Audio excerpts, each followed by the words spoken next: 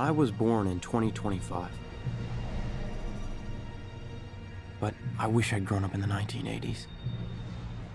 Like all my heroes. I live here in Columbus, Ohio. In 2045, it's still ranked the fastest growing city on Earth. But it sure doesn't seem like it when you live in the stacks.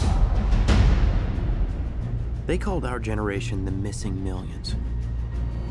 Missing not because we went anywhere. There's nowhere left to go. Nowhere except the Oasis.